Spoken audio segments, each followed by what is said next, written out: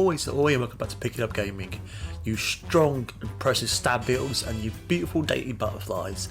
Hope you're all doing well, and in this week's video I'll be talking about the game Hollow Knight. Now let's delve into this mad world full of strange and wonderful, but sometimes friendly and mostly often creepy creatures. Let's get going, shall we? So the aim and the hope of these kind of videos is to introduce you to games that you might not have had a chance to check out that are now available on streaming services like your PlayStation Plus, PlayStation Premium and Xbox Game Pass. So it gives you kind of an idea, should you look at it, should you check out, and also because this game's been out for a couple of years now, it might be quite cheap. So that's been said, let's get on with the video, shall we?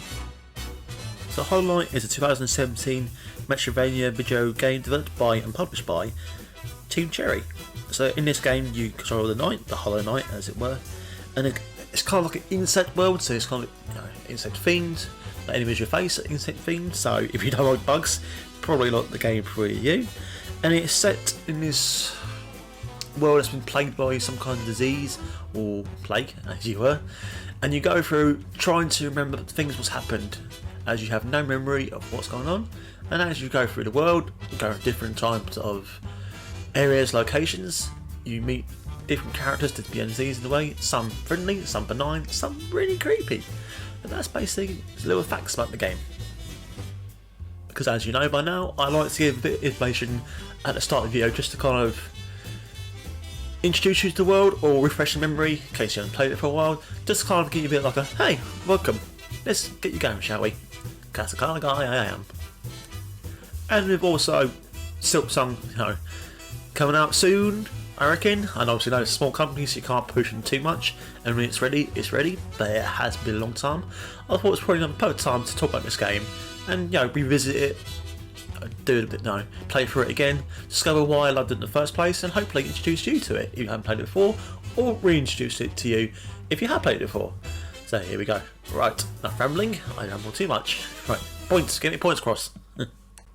So with it being a kind of Metroidvania kind of game, which basically means you go through a side-scrolling level, you defeat enemies to unlock new keys, new items, new powers, which will then help you go back to places where you couldn't reach before. It's kind of a brief overview of what a Metroidvania is about. Obviously, with Castlevania being the kind of I suppose the originator of that genre. I could be wrong, so don't blast me for that. And that's where it kind of adds the replay value to it, the kind of exploration, I've got this new ability where I can jump dash, I remember a place where I couldn't get to earlier, I'll go back there. And as you go through the game, like with most kind of side scrollers and these games, like Metroidvania games, you get stronger, you get more powerful, so enemies you might have struggled with before, you're now one-shotting, and it does make you feel quite impressive, quite apparent, and quite strong for a little tiny bug that you are. However, I will have to trust the fact it is difficult. If you're a gamer who likes challenging games, enjoys difficult platforming, and quite frankly some ridiculously hard boss battles, then you'll love this game because it has all of that in it.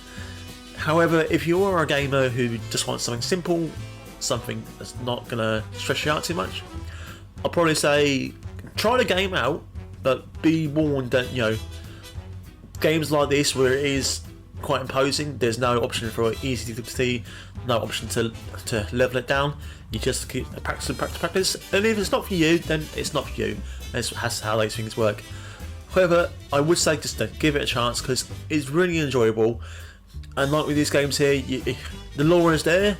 You just have to kind of dig deep, read the text, read the scrolls, read everything else. If not, there's always YouTube's where thousands of people have done great in-depth videos to explain the story of what's happening. But it's very engaging for a game as well. It's very engaging for such a game with very minimal story to it. You just have to say the story is there, but it's not it's not explained to you. You have to kind of search for it and go through it yourself. But with that being said, like I said, I really do enjoy this game. The boss battles are fun and challenging. Sometimes they are infuriating. So yeah, bear that in mind when you do go into it. Like I said before. Now I do believe this game is on PlayStation Plus and PlayStation Premium tier. If not, you can probably find it cheap wherever you get it from. I know it's on the Switch as well, but I would say if you have a chance, play it more on consoles because you get a better experience from it.